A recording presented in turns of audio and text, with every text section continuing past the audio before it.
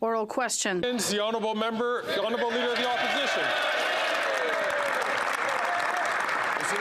Mr. Speaker, after 8 years, the Prime Minister has finally admitted that he's not worth it. After how many years? Well, the carbon tax has done nothing for the environment, and it actually hampers families. Just minutes before I was going to host a big gathering in a Liberal riding to cut the carbon tax, the Prime Minister flip-flopped, but he didn't eliminate the second carbon tax that applies to Quebec with the support of the Bloc. We'll be consistent and eliminate the second carbon tax for the Quebecers and all Canadians. The Honourable Minister. Thank you, Mr. Speaker. I'd like to remind the Leader of the Opposition that we have been consistent. But I'd also like to remind him that today, as climate change hits Canadians and people across the planet, a party that wants to be a responsible government has to take account of climate change and help with affordability. And in terms of the Conservatives, there's nothing there. The Honourable Leader of the Opposition. Knew that this Prime Minister was not worth the cost. We just didn't realize he would admit it himself. But here's what it took.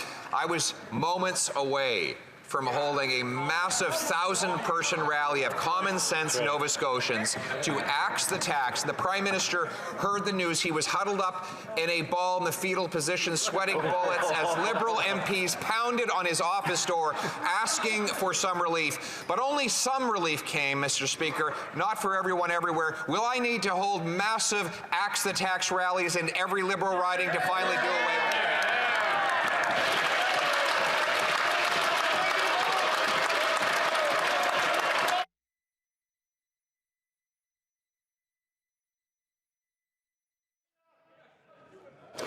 The Honourable Minister. Thank you, Mr. Speaker. This government has developed and will be rolling out a plan to deploy heat pumps, free heat pumps in Atlantic Canada and across the country. It will address affordability issues, put more money back in the pockets of Canadians, and actually help us to address climate change, something that the opposition members seem to ignore on an ongoing basis. The Honourable Leader of the Opposition. Admitted that he's not worth the cost by announcing that he would pause his carbon tax for some people on some fuels for some period of time. And then his Rural Affairs Minister said that other Canadians could have had the same pause, but for the fact that they didn't elect Liberals. Apparently, we're going to have different tax rates in different constituencies depending on how people vote. Why is it, Mr. Speaker, that the Liberal MPs in Thunder Bay, North Bay, Sudbury, Sault Ste. Marie, other freezing cold communities are not getting the same break? Is it because their local Liberal MP is utterly useless?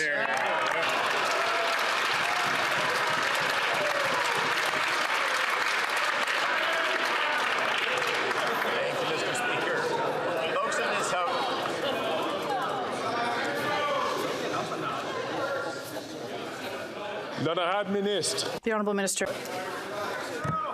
Thank you, Mr. Speaker. Certainly it is very important that we are addressing both affordability concerns and fighting climate change across this country. The heat pump program, the Honourable Leader of the Opposition, if he'd done his homework, would know applies across the country. It actually will help to ensure that we are reducing the costs of home heating, oil heating in every province and territory while continuing to address climate change in a thoughtful way.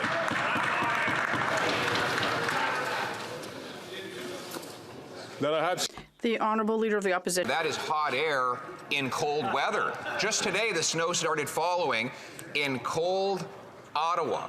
Edmonton's also cold. It has Liberal MPs. Winnipeg, they call it Winterpeg for a reason. People there are forced to pay tax on natural gas. All these cities have Liberal MPs. The Prime Minister claims that he only backed down on the carbon tax for some Canadians because of the advocacy of terrified Liberal members. So is he really saying that Liberal MPs in the areas where this pause does not apply are totally useless and will never be able to defend Canadians heating their homes?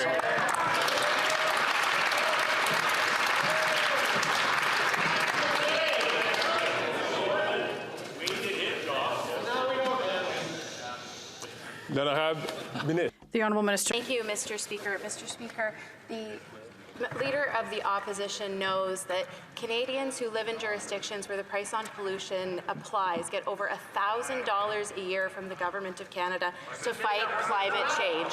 When it comes to the Conservatives, they want to take that $1,000 out of the pockets of Canadians, Mr. Speaker. Our climate policy has resulted in 53 megatons being removed. That's the equivalent of 11 million cars a year. Mr. Speaker, while they keep their heads in the sand and pretend that climate change isn't real, we're going to fight climate change and we're going to help Canadians with affordability. Thank you, Mr. Speaker.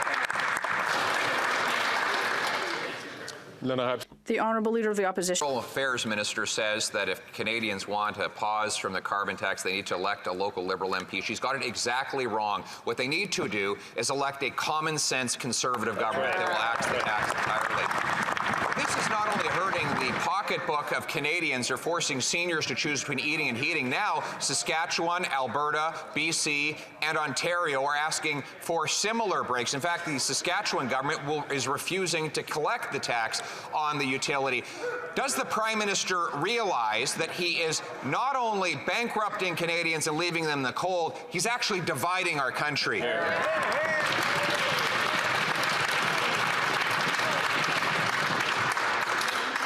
Then I have Minister. The Honourable Minister. Mr. Speaker, look, as a resident of Ontario, I remember the last time that a province elected a common-sense Conservative government, Mr. Speaker.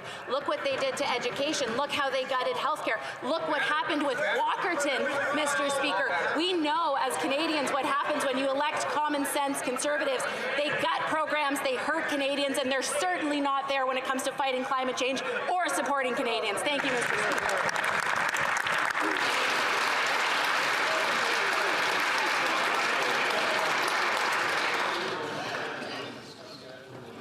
Then I have The Honourable Member for Belleuil-Chambly. Mr. Speaker, literally, tens of thousands of companies say that they are in danger in the wake of the CEBA program. The pandemic hurt them, of course. Inflation is hurting them. Interest rates are hurting them. Consumer perspectives in Quebec and Canada also are hurting them. We have asked for an agreement with banks to have a credible solution for these companies. Is the government ready to take action?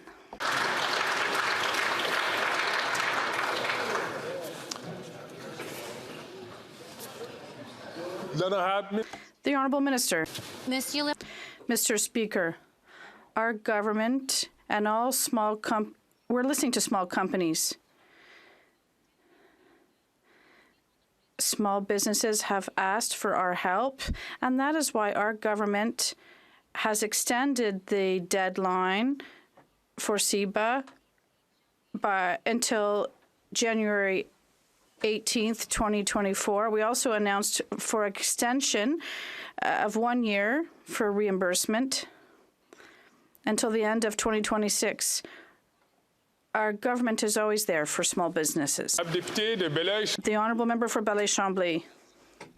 We're talking about real companies, real entrepreneurs, real jobs. We're talking about a real economic impact in Canada and in Quebec. Everyone in all provinces is saying that the current deadlines and delays are not enough. Companies are at the risk of closing their doors. We're just hearing fantasies here. We're talking about real jobs and real companies, and this is almost nothing. They need a hand. Then I have Minister. The Honourable Minister. Thank you, Mr. Speaker. When we're talking about CEBA in Canada, it's an account we established to help companies and organizations throughout the pandemic. We delayed the reimbursement till the end of 2023. There's a portion that is non-refundable, and then we also extended it by another couple of weeks so the companies could make some adjustments and benefit from that non-refundable portion. But we can't scare organizations and companies for nothing. Then I have Député. The Honourable Member for Burnaby South. on home heating only benefits Canadians that live where Liberals need to save their seats. All Canadians need some relief when it comes to the cost of home heating. That's why New Democrats propose taking the GST off of all home heating. A measure that would help all Canadians. But it's a measure that Liberals and Conservatives have both opposed. So when will the Liberals stop playing games and bring in relief for all Canadians this cold winter? L'honorable ministre. The Honourable Minister. L'honorable ministre. Thank you, Mr. Speaker. And again, I would just say that folks in the chamber need to do their homework. This program actually applies across the country. The rebate applies, the doubling of the rural top-up applies across the country. The heat pump program applies across the country. It applies to all folks who are actually challenged by the cost right now of home heating oil. Honourable member from Burnaby South. Doug Ford et le Greenbelt sont l'exemple. Doug Ford and the Greenbelt are the perfect example of the Conservative strategy on housing. They sell interest to their rich promoter friends. And the Liberals, after 8 years, have not done better. Record rent prices, rent evictions. The worst record in the G7. It benefits those who are profiting from the crisis, not those who are facing it. We need to build. What is the government doing to build not-for-profit housing? L'honorable ministre. The Honourable Minister. Thank you, Mr. Speaker. I'd like to remind my honourable colleague that I am opposed to what the Ford government was trying to do in the GTA. And the Conservatives did support this. We are in favour of environmental protection across the country. In the last month, we signed agreements with the Northwest Territories, Nunavut, and Nova Scotia to protect 1,000 square meters of territory across the country. That's 4 times the size of the Great Britain, and we still have much work to do. The Honourable Member for Thornhill. Liberal NDP government is finally saying the quiet part out loud. They admitted that their carbon tax makes life more unaffordable and does nothing to help the environment.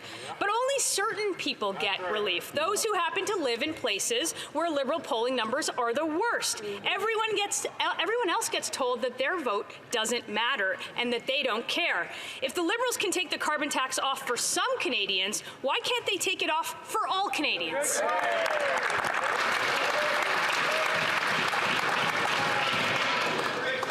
L'honorable ministre. Thank you, Mr. Speaker. As I've said a number of times, this program applies across the country in every province and territory of this country.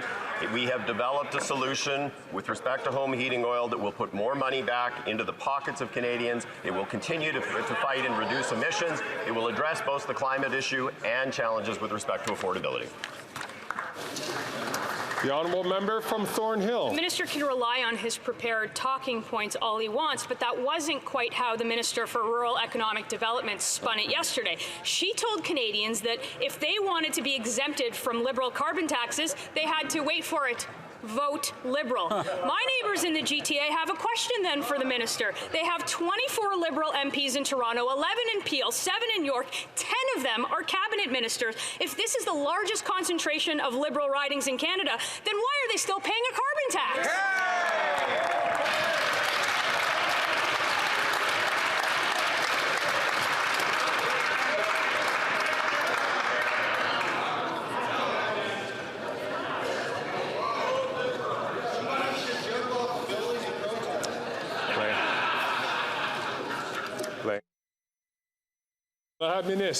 The Honourable Minister. Mr. Speaker, home heating oil is a challenge not just for Atlantic Canadians, but for many in rural Canada. That has been the case for many years, but became more forceful in the last couple of years as the price of home heating oil skyrocketed, went up 75% in 2022.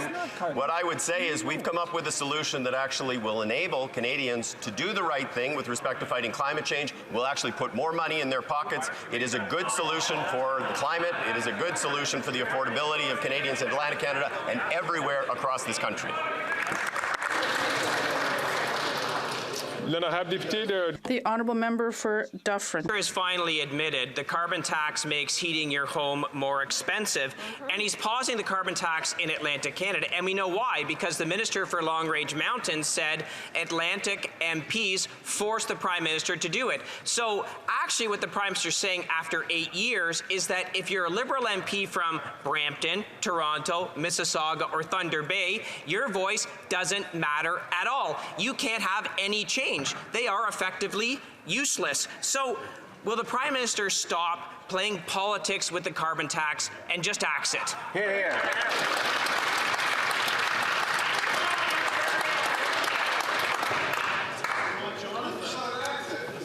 le honorable ministre. The honourable minister. Thank you, Mr. Speaker. Well, as a member of Parliament from Ontario, I know that Ontario families get over $1,000 a year for fighting pollution, Mr. Speaker. I guess that Ontario MP wants to take that $1,000 right out of their pockets, Mr. Speaker. That's exactly what he's advocating for.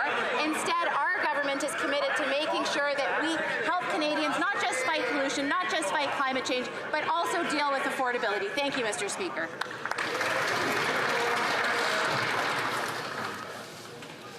Le honorable député The honourable member for Dufferin Caledon. Now we've just been treated to the great carbon tax fable. First, it was revenue neutral. Second, you get more money than you pay into it. Third, it fights climate change. It does none of those things, Mr. Speaker. What it does, and what the Prime Minister's admitted by pausing the carbon tax, is it makes it more expensive for everyone. The real tragedy is for MPs, is for Canadians outside of Atlantic Canada. Why? It's not being paused. And no, most people heat their homes in Ontario, Saskatchewan, Manitoba, BC, and Quebec, not with heating oil. It doesn't apply across the country. Will they stop playing politics, picking winners and looters, dividing Canadians, and axe the tax?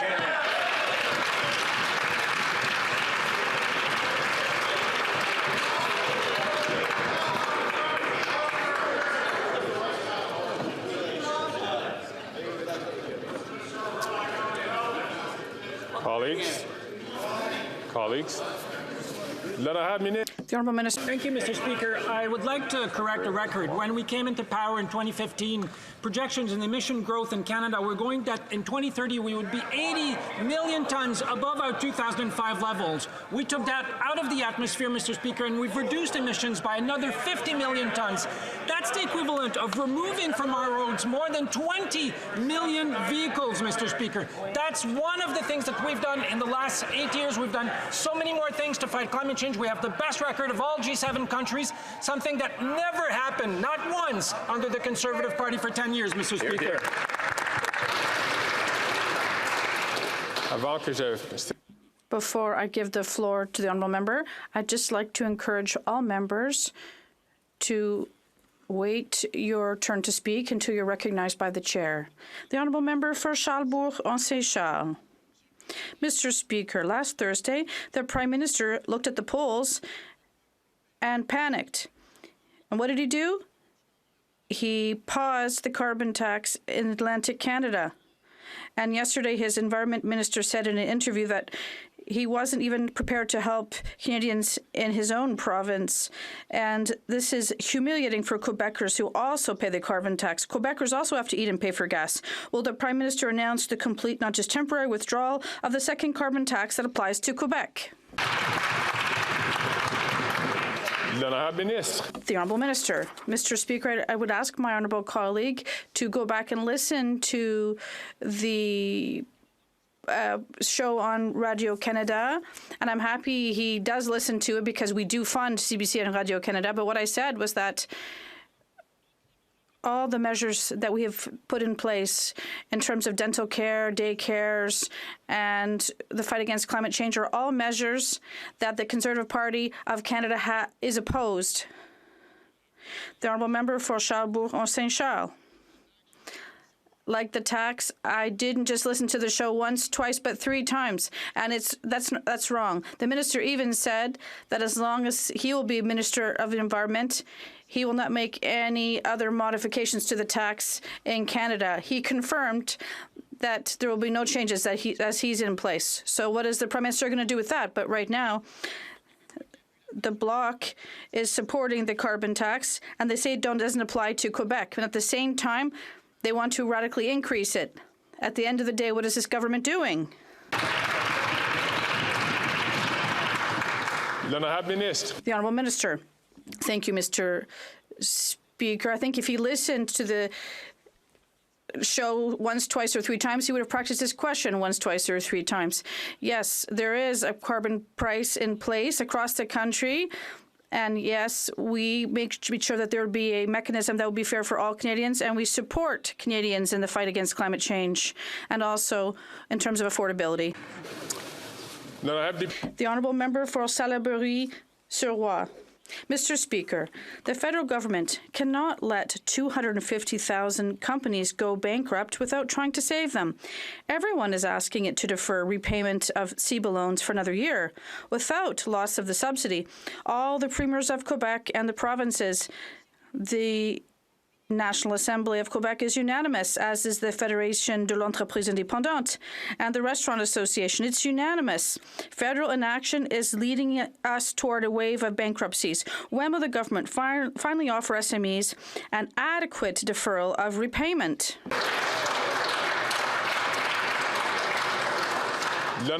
The Honourable Minister. Mr. Speaker, nearly 900,000 companies would have closed their doors during the pandemic. What did we do? We created the CEBA account to help small businesses stay open. And what are we doing? We're offering them additional flexibility so they can pay their loans. And what is our government continuing to do? We're continuing to help small businesses across the country and to support them, Mr. Speaker. The Honourable Member for Salaberry-sur-Roi. Mr. Speaker, let's talk about federal flexibility. Companies had until December 31st to repay CEBA without losing the subsidy that saved them from bankruptcy. And do you know how much more time Ottawa gave them? 18 days. The Liberals are giving 18 days to companies that have been struggling for 3 years to pay off their pandemic debts, and they call that flexibility. Mr. Speaker, the survival of 250,000 businesses is at stake. When will we see a real deferral of payment?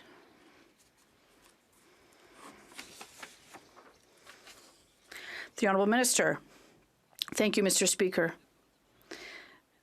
CEBA in Canada was offered during the COVID pandemic. We're talking about no interest loans for a 2-year period or more, depending on the date, and with a portion that may be non-refundable if reimbursement is done before the deadline. We could also extend the deadline without having to pay back the loan at the beginning of next year. You can extend the reimbursement till the end of next year. The Honourable Member for Mirabel.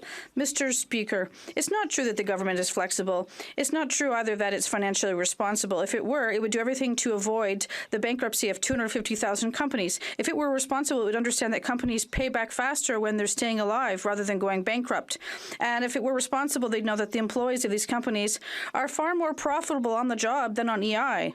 And if they were responsible, they would defer payments again, then evaluate each company file and offer personalized solutions. That is what is financially responsible.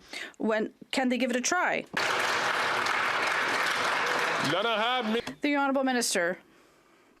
Mr. Speaker, we will continue to be there for small companies. We did grant small companies a prolongation of repayment until this year. When they did ask for more support, we offered them greater financing flexibility and more time with a 1-year extension of the deadline for reimbursement. Thank you. President. The The honourable member for Foothills. It must be in the air because the Prime Minister has announced his re-election campaign. Vote Liberal in 3 years, we're going to quadruple the carbon tax on home heating, gas and groceries. After 8 years, this Prime Minister is in a panic mode because he knows his NDP Liberal government isn't worth the cost. And now we have a Liberal minister from Long Range Mountains, Newfoundland, Labrador, admitting that only Canadians who vote Liberal will get an exemption from the carbon tax. Well, what about the Liberal minister from Edmonton Centre or the Liberal MP from Calgary Skyview? Were these MPs so incompetent and so out of touch they couldn't secure an exemption on the carbon tax for Albertans?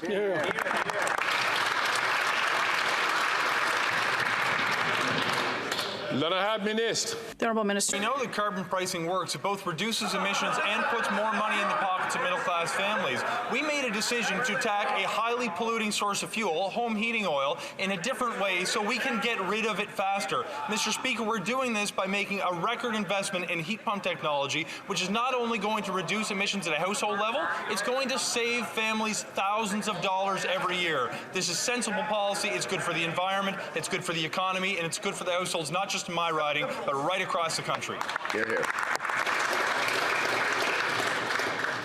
L'honorable député de Foothills. The carbon tax works only if it's politically expedient.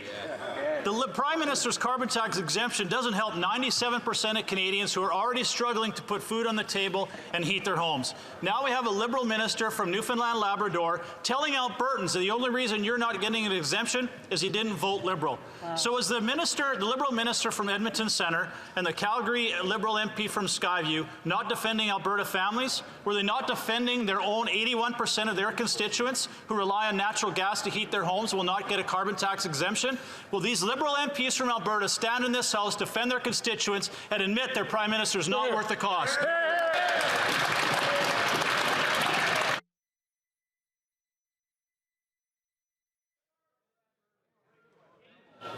L'honorable ministre. Mr. Speaker, well, I guess that member didn't hear the minister earlier when he said that home heating oil was exempted right across the country. Furthermore, for his constituents in Alberta, they're getting over $1,000 a year in a climate rebate to help fight climate change. But if that member and any other member from Alberta really wants to stand up for Canadians, why don't they stand up to Premier Danielle Smith as they're trying to gut their pensions, Mr. Speaker? On this side of the House, we're going to stand for Canadians right across this country when it comes to their pensions, when it comes to affordability, and it fights to climate change. They're reckless and they're not worth the risk. Thank you, Mr. Speaker.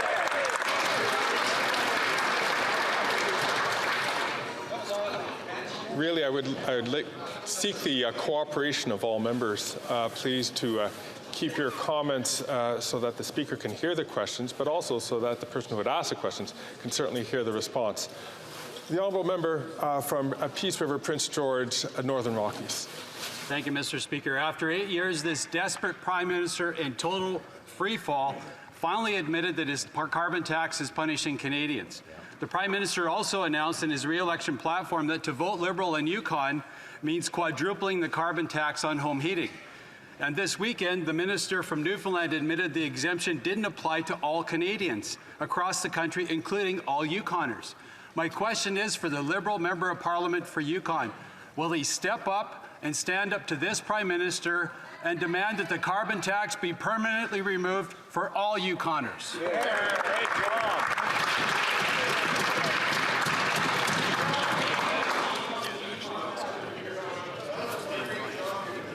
L'honorable ministre. Thank you, Mr. Speaker. As I've said a number of times, this program and the heat pump program actually applies in every province and territory across this country. But I would also suggest that, yes, disproportionately there are more heat pumps and more heating oil in Atlantic Canada. We actually are focused on ensuring we are addressing pressing needs in every part of the country, including providing significant funding for abandoned oil and gas wells in Alberta and British Columbia.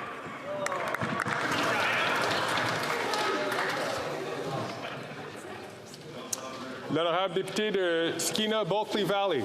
Mr. Speaker, Canadians right across this country are struggling with the cost of home heating, and Canadians right across this country want to be part of fighting climate change. Yet, while this government sweetened the heat pump rebate for Atlantic Canada, the rest of Canadians are stuck with a lengthy bureaucratic application process that only gets them 1/3 of that dollar amount. It does seem, Mr. Speaker, like these Liberals care more about rural Canada when they hold seats there than they do about helping everyone across this country. So will the minister stand today and commit to increasing the federal heat pump rebate for all Canadians?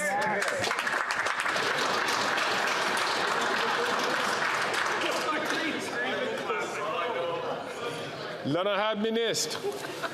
Again, Mr. Speaker, it is important that folks actually do their homework. There is an existing heat pump program across this country that provides grants of $10,000. It actually enables people to get a check within 3 days. It applies just as much in British Columbia as it does in Newfoundland and Labrador. Last week, we announced we were increasing that by another $5,000 so long as provinces actually step up to be part of the solution. So, yes, the answer is yes.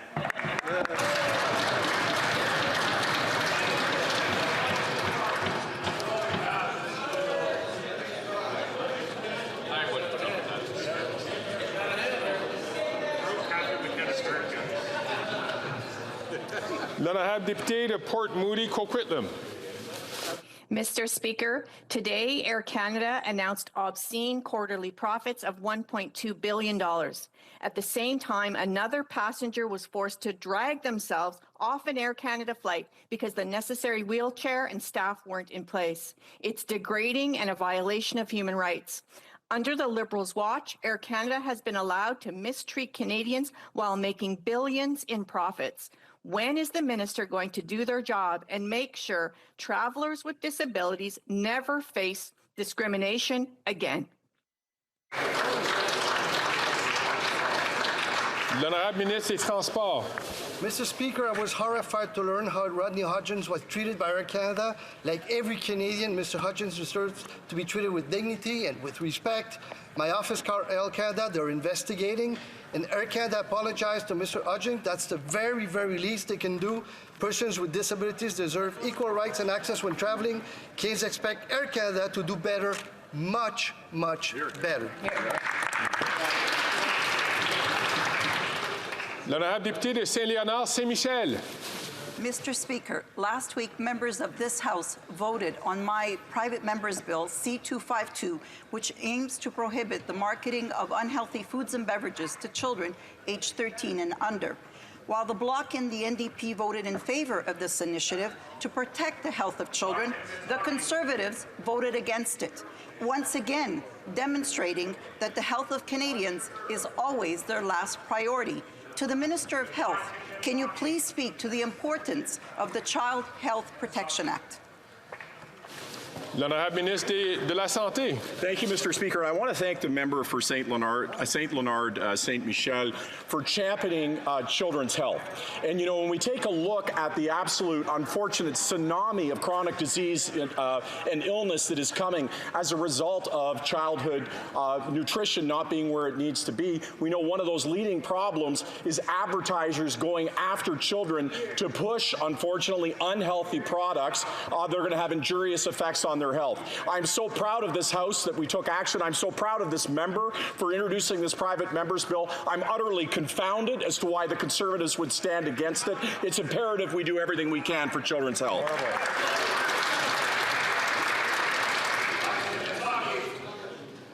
L'honorable député de Barrie-Innisfil.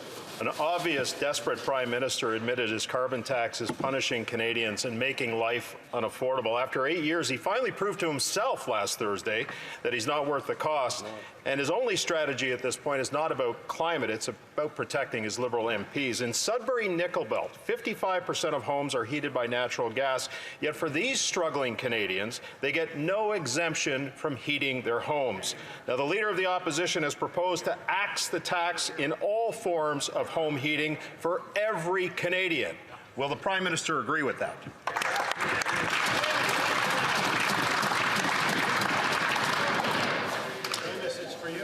L'honorable ministre. Thank you, Mr. Speaker. Earlier, I spoke about a record in terms of greenhouse gas reduction, which no thanks to the Conservative Party, we've been able to do, Mr. Speaker, over the last few years. But let's talk about the record level number of electric vehicles that are being deployed. 10% of sales now in Canada are electric vehicles, something the Leader of the Opposition doesn't even believe in. He thinks it's a myth. Whereas 10 years ago, 1 in 25 vehicles sold in the world was electric. Today, it's 1 in 5 around the world, Mr. Speaker. We're catching up to the rest of the world, no thanks to the Conservative Party of Canada. L'honorable député de Renfrew-Nipissing, Pembroke. Mr. Speaker, after 8 long years, this NDP Liberal government is so arrogant that it doesn't even try to hide its corruption. The Minister for Long Range Mountain openly admitted that Canadians who don't vote for Liberals will be punished with higher taxes. She insulted Canadians and gave a slap in the face to her coalition partners. What about the NDP MP for Timmins James Bay? Can the minister tell us why the NDP partners are so incompetent and ineffective they couldn't get a tax break on home heating for people suffering in Northern Ontario? Hey, great job.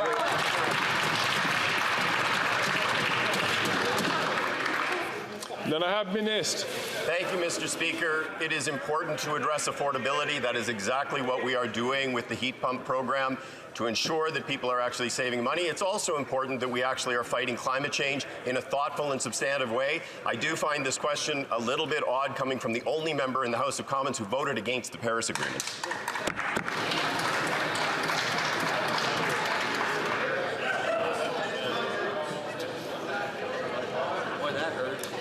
Certain members would like to listen to the question which is being asked by the honourable member. If I could ask for your attention, the honourable member from Renfrew and Nipissing, Pembroke. And Mr. Speaker, this Prime Minister once said a Canadian is a Canadian is a Canadian. After 8 long years, now he says some Canadians are more equal than other Canadians. The NDP Liberal government is so desperate to cling on to power, they will pay any price. This Prime Minister is not worth the cost of national unity. Will the Liberals introduce legislation today, listening to the Leader of the Opposition, and axe the tax on all home heating for all Canadians?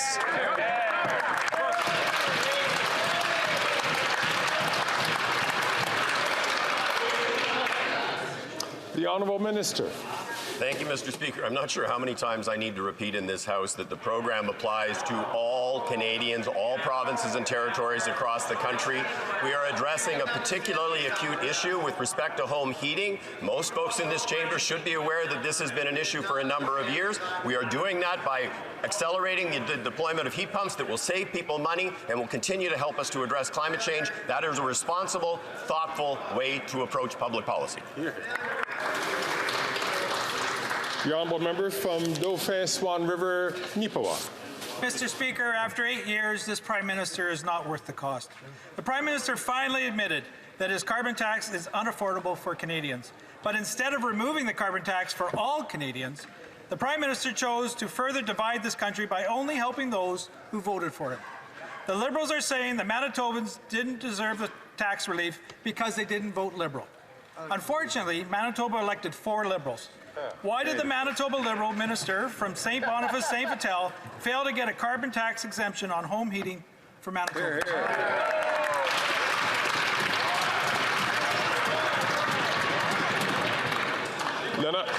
L'honorable ministre. Thank you, Mr. Speaker. Mr. Speaker, again, the member opposite clearly wasn't listening to the minister when he said that home heating oil exemptions apply right across the country. But, Mr. Speaker, what's more is that folks in Manitoba get a rebate from the price on pollution. So not only are we helping Canadians to fight climate change, which I remind my colleagues is an existential threat to our well-being, we are also helping them with the high cost of living. So instead of taking their money away, Mr. Speaker, they should be joining us in ensuring that we can all provide more supports to Canadians. Thank you, Mr. Speaker. The Honourable Member for Berthier-Masquis-Langeais. Mr. Speaker, our farmers continue to suffer from the catastrophic weather in July.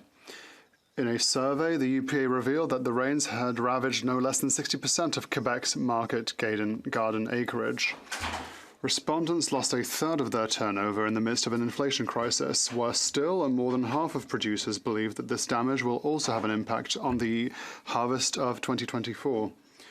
Mr. Speaker, what is needed is 1, emergency aid for horticultural producers, and 2, a one-year postponement of the repayment of the emergency account. When is the government finally going to act? The Honourable Parliamentary Secretary. Mr. Speaker, our thoughts are for all those in this country that have been affected by catastrophic weather, forest fires, for example. Producers and farmers are on the front line against climate change. We know that devastation imposed by extreme weather events and forest fires throughout the country have made these times very difficult for many of these people, and we will continue to be here for them. We'll continue to work together so that we can make sure that we meet their needs. Thank you, Mr. Speaker. The Honourable Member for Berthier-Masquinongé. Mr. Speaker, the Minister doesn't seem to understand the urgency of the situation. Among root vegetable growers, 64% of land has been ravaged by rain. For strawberries and raspberries, the figure is 73%. For pea growers, it's 88%. That, Mr. Speaker, will have an impact on food prices if the government does not intervene. Everyone is affected by this. Mr. Speaker, we need emergency aid. We need a one-year postponement of the repayment of the emergency account, and we're also running out of time. When will the Minister finally understand?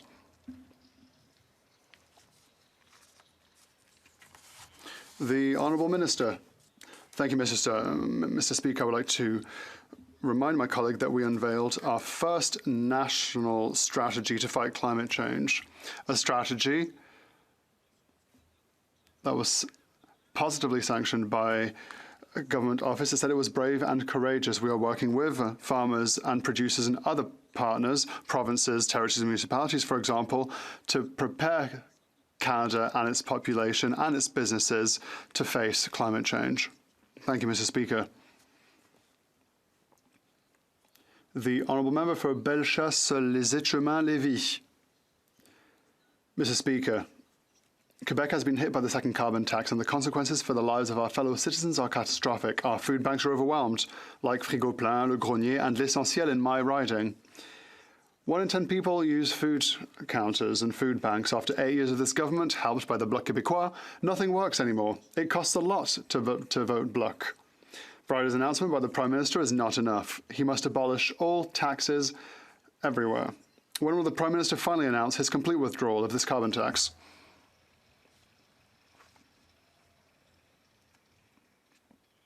The Honourable Minister. Mr. Speaker, it's always rather difficult for me to stand up after this member who, because for many years she was part of the first North American government that put a price on carbon. She was part of the government at the time. I would like to quote an article from La Presse this morning. In Quebec, 265 millimeters of precipitation fell, a record that had never been seen since 1940. The impact of climate change exists, especially in agriculture. It increases the cost of food. In agriculture in Quebec, $150,000 million of damages. Everyone pays for this, Mr. Speaker. The Honourable Member for Bellechasse-les-Échemins-Lévis. Mr. Speaker, after 8 years of this Bloc Québécois-supported government, parents are simply fed up. They have to cut back on absolutely everything, including their own children's needs. I don't understand why they're laughing on the other side, because there's nothing funny in what I'm saying. One family in Lévis says they have to pay almost twice as much for food because of inflation. It's expensive to vote for the Bloc Québécois, which wants to radically increase the carbon tax. The second carbon tax is being applied in Quebec and is hurting everyone. When will the Prime Minister finally abandon his carbon tax from coast to coast to coast, Mr. Speaker?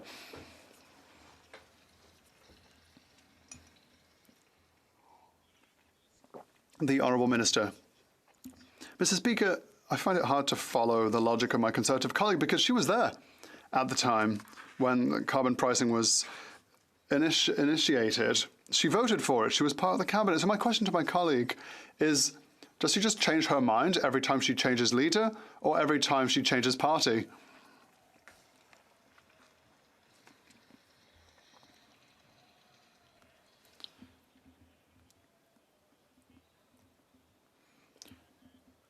We would would love to hear the next question. I would like to encourage all members to listen to the Honourable Member Louis Saint-Laurent with his question. Thank you, Mr. Speaker. You'll note that the Bloc Québécois supported the Liberals once again. Mr. Speaker, close to 900,000 Quebecers go to food banks now. After 8 years of Liberal governance, that is the situation. What they want to do is create a new tax with the enthusiastic support of the Bloc Québécois, who want to radically increase the price of carbon. The Prime Minister, who is flailing in polls, says that he will give a temporary tax break for people in the Atlantic provinces. What about the rest of the country, Mr. Speaker?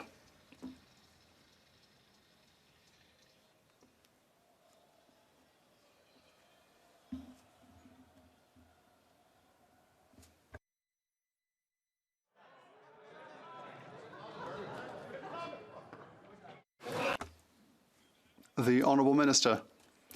Thank you, Mr. Speaker. I would like to tell my colleagues that there is a price on pollution. Pollution is expensive. The measures we have implemented, Mr. Speaker, will allow us to improve and accelerate our fight against climate change. We have tangible projects put forward to bring money back into the pockets of our taxpayers. Our plan is flexible, contrary to what the Conservatives have to say. They should be ashamed of their desire to pollute even more.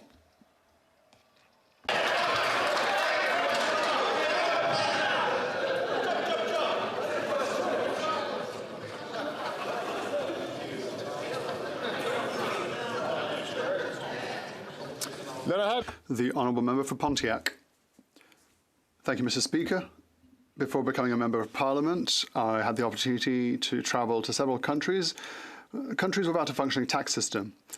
Seniors, youth, unemployed people who are just left to fend for themselves. I saw them in the street, Mr. Speaker. I know that Conservatives would love to axe our tax system, but we won't step down, we won't back down. How does the CRA help countries develop their tax systems rather than axe tax systems like the Conservatives would like to do? The Honourable Minister. Thank you, Mr. Speaker. The CRA shares its expertise and savoir-faire with many countries and developing countries in various ways. We support tax inspectors by providing experienced tax auditors. We welcome technical delegations who visit us, and we take part in 2 OECD forums. The Commissioner presides over one of these forums. Thank you, Mr. Speaker.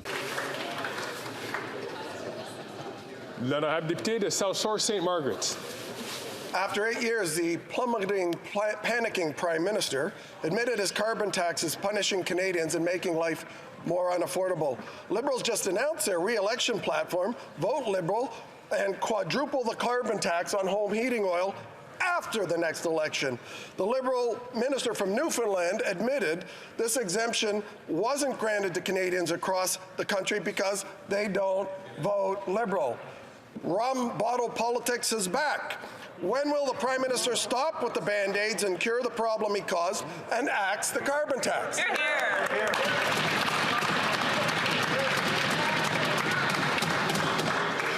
L'honorable Ministre. Mr. Speaker, the honourable member asked us to cure the problem. The problem that we're trying to cure is pollution from home heating oil. Mr. Speaker, by making the investments necessary, we can replace home heating oil furnaces with heat pumps. They are cleaner, they create jobs in our communities, and they save thousands of dollars every year for families who live in my community and his. That member has described on this chamber's floor before heat pumps as fairy tale programs. Mr. Speaker, people who live in our communities are going to save $1,000. That's no fairy tale. Hear, hear.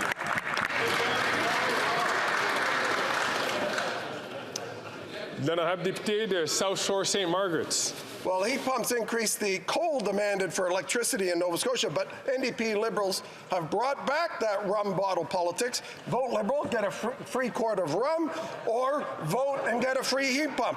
But here's the catch. Liberals promised to quadruple the carbon tax after the next election. Nova Scotians aren't fooled by this bait and switch. This Prime Minister is not worth the cost. When will the Prime Minister stop with his Band-Aid and cure the problem that he caused, which is the carbon tax, and exit?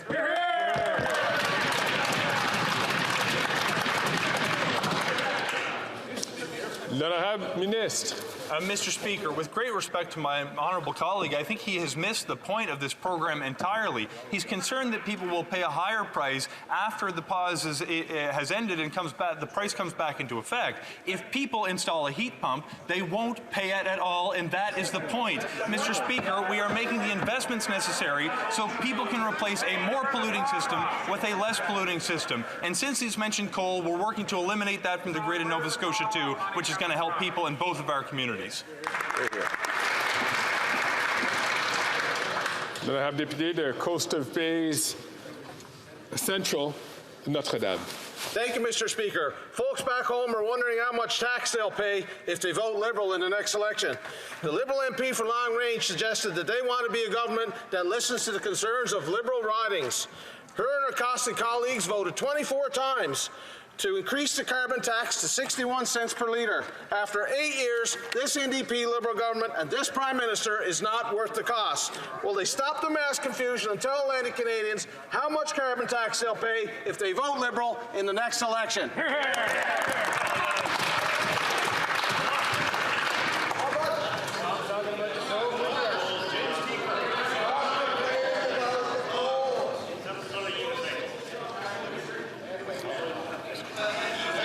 The Honourable Minister. I think, Mr. Speaker, you could say it for the fifth time, and I don't think the answer would get across. The bottom line is, Mr. Speaker, we on this side of the House tried to find a way to make sure that people square affordability with wanting to fight climate change. Both are very important right now.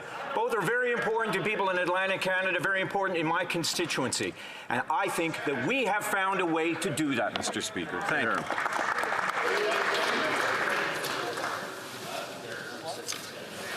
L'honorable député de Bonavista Burin Trinity. Mr. Speaker, homelessness is on the rise across the country. Sadly, this is a reality facing too many veterans who have bravely served our country. Everyone deserves to have a safe and affordable home. It is vitally important that we do everything in our power to help our homeless veterans.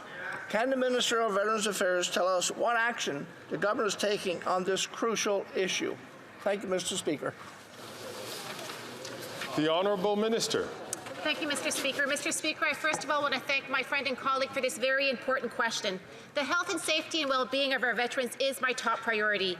We take this situation very seriously, and that's why our government is investing in a new program to combat homelessness when it comes to veterans.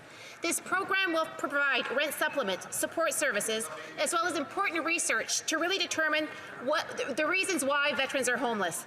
Canada's veterans have been there for our country, and Mr. Speaker, we have to be there for them, and we will. Thank you.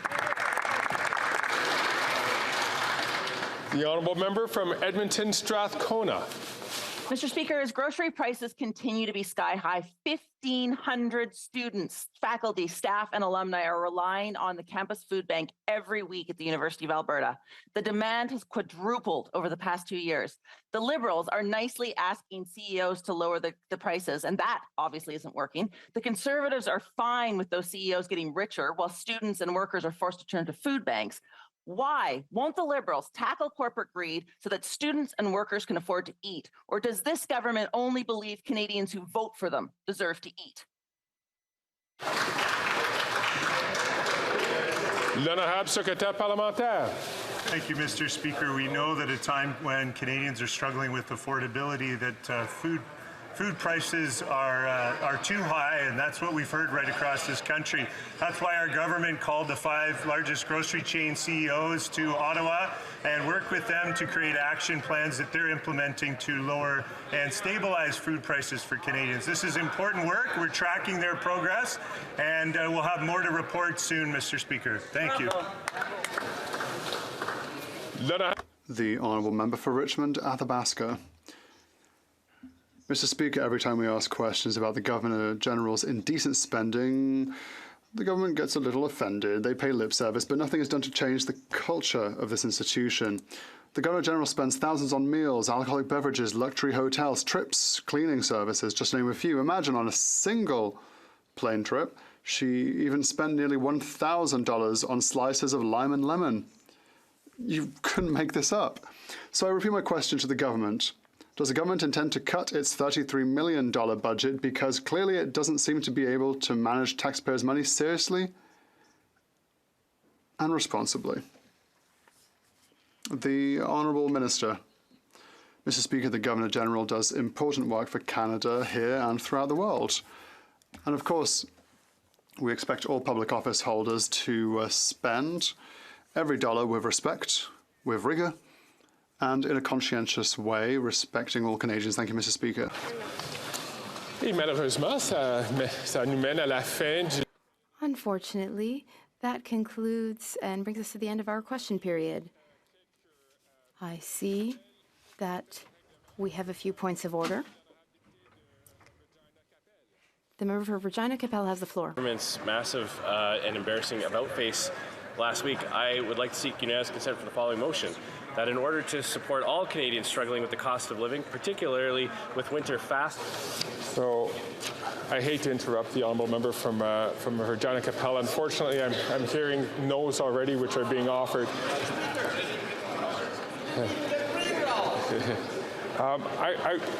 I'm going to recognize another point of order, but